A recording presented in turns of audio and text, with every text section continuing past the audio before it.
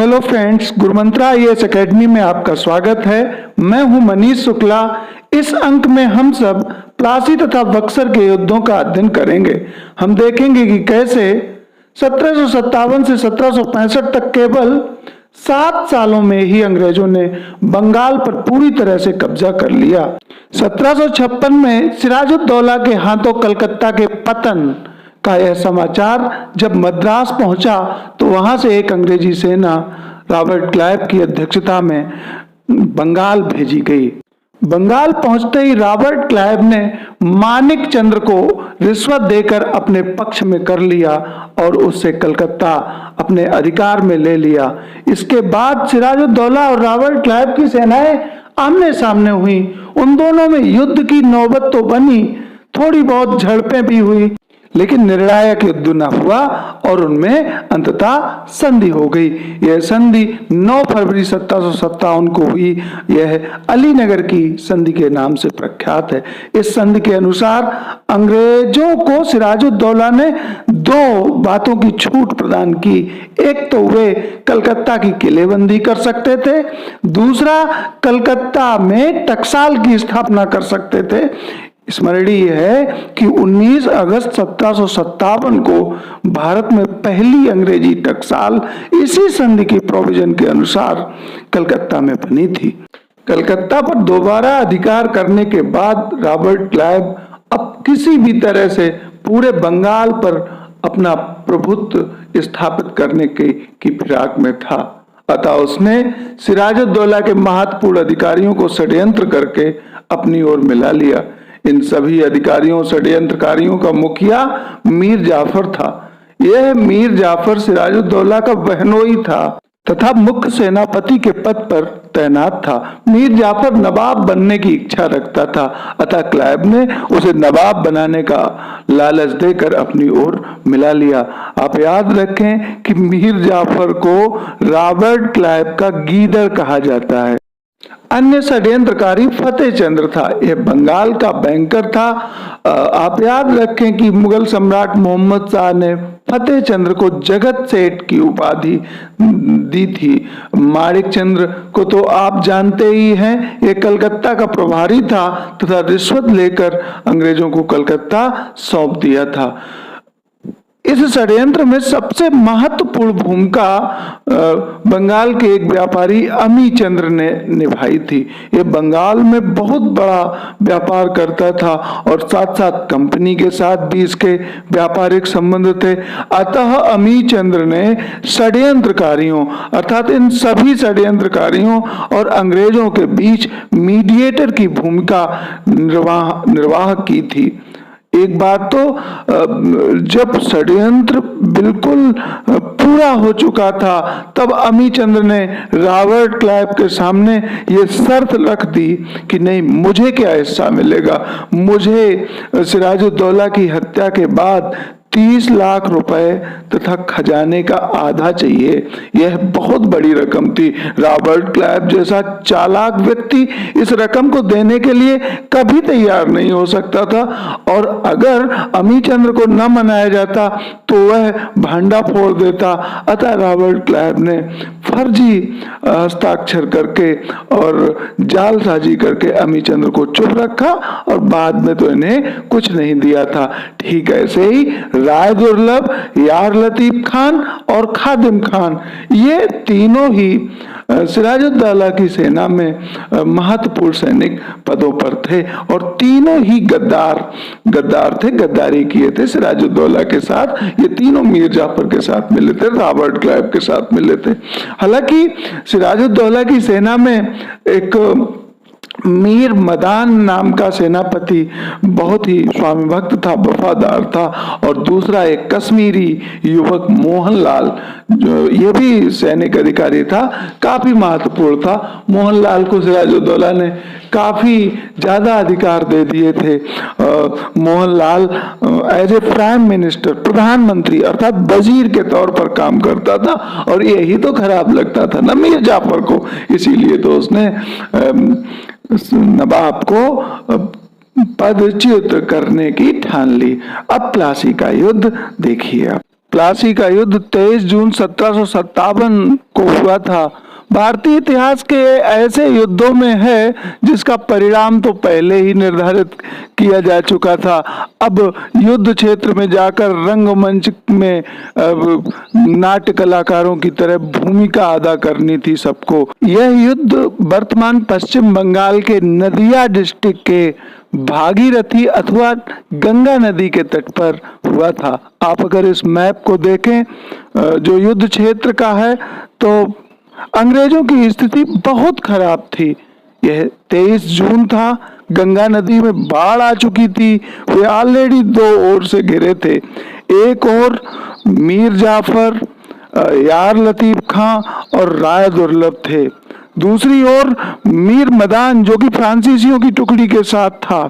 नवाब सिराजुद्दौला की सेना जरूर दूर थी, लेकिन अगर ये चाहते तो एक झटके में, आप ये भी देखें कि क्लाइव की सेना में केवल 1100 अंग्रेज थे और 2100 भारतीय थे। टोटल 3200 लोग थे, जबकि इन सभी की सेना में 45,000 लोग थे।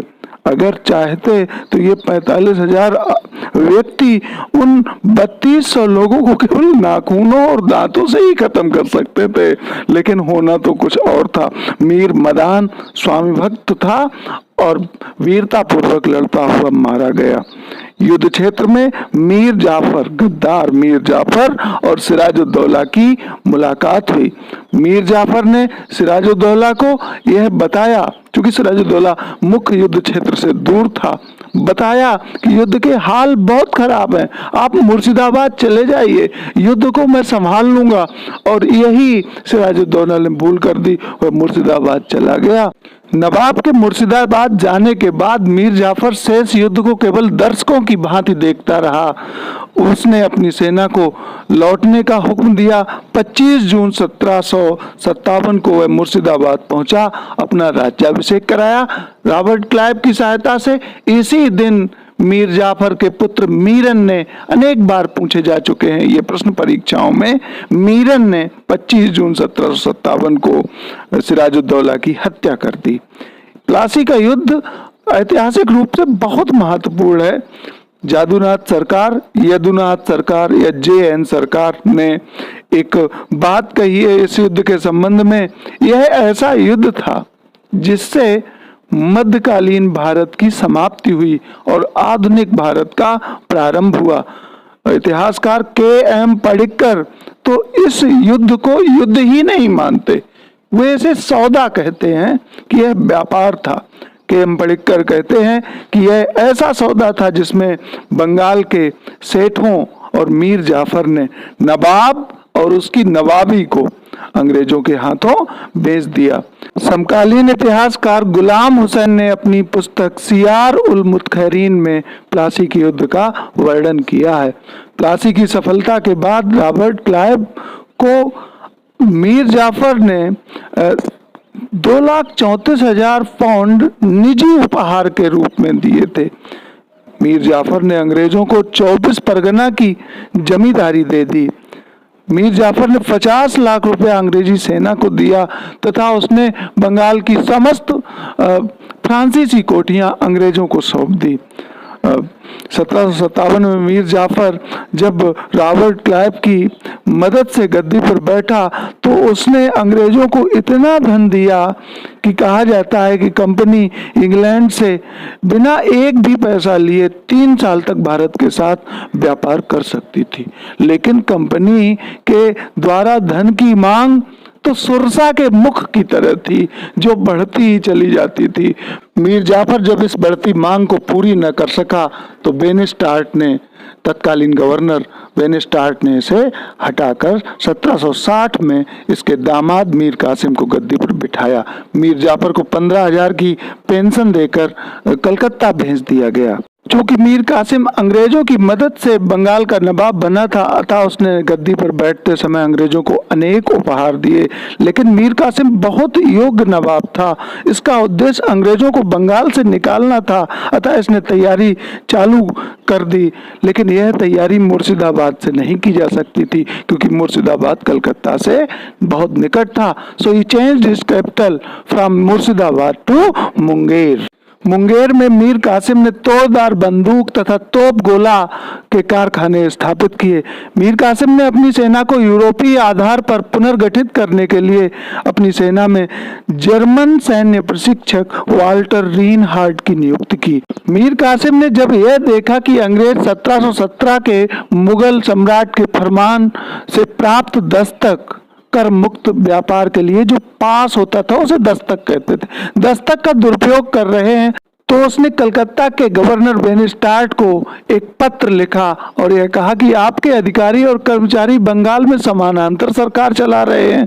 वे दस्तक का प्रयोग निजी व्यापार के लिए कर रहे हैं, जबकि यह केवल कंपनी को मिला। निजी व्यापार में प्रयोग करते हैं और भारतीयों को भी पैसे लेकर दस्तक जारी कर देते हैं, जिससे हमें राजस्व की हानि होती है, करीब 25 लाख रुपए प्रति वर्ष। लेकिन अंग्रेजों ने नवाब के इस पत्र का कोई जवाब न दिया और न कोई कदम उठाया। अंग्रेजों को सबक सिखाने के लिए नवाब ने मार्च 1763 को एक फरमान निकाला, जिसके अनुसार उसने सभी आंतरिक कर हटा लिए।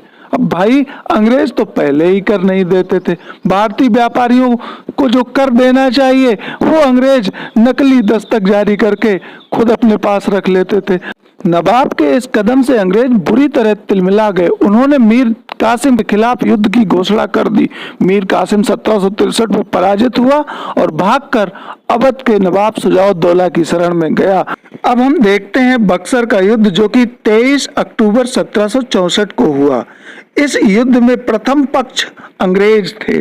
अंग्रेजी सेना का नेतृत्व हेक्टर मुनरो कर रहा था, जबकि उस समय अंग्रेज गवर्नर वेनिस्टार्ट थे। और द्वितीय पक्ष भारतीयों का था, जिसमें 3 शक्तियां थीं। नंबर 1 अवध के नवाब सुजाउद्दौला, नंबर 2 मुगल सम्राट शाह आलम द्वितीय, इनका वास्तविक नाम अली गौहर था, और तीसरा बंगाल का भगोड़ा नवाब मीर कासिम। अंग्रेजों ने इन तीनों शक्तियों को बुरी तरह से पराजित किया। मीर कासिम पराजित होकर दिल्ली भाग गया और 1777 में बड़ी दयनीय अवस्था में मरा। मित्रों, परीक्षा की दृष्टि से कुछ और भी महत्वपूर्ण प्रश्न हैं, जैसे बक्सर का युद्ध अत्यधिक निर्णायक युद्ध माना जाता है, ये आयोग ने कई बार पूछा। मीर कासिम ने अपनी नवाबी के समय एक नया टैक्स अब्बाब नामक कर या टैक्स लगाया था। दूसरे, मीर कासिम ने सरकारी अफसरों से खिजरी जमा नामक टैक्स लगाया था। बक्सर के युद्ध के बाद अंग्रेजों ने 1765 में पराजित 2 अन्य शक्तियों अवध के सुजाउद्दौला और मुगल सम्राट शाह आलम द्वितीय से अगस्त 1765 में इलाहाबाद की पृथक पृथक संधियां की, जबकि 1764 में ही उन्होंने बंगाल का नवाब एक बार फिर मीर जाफर को बनाया। धन्यवाद साथियों।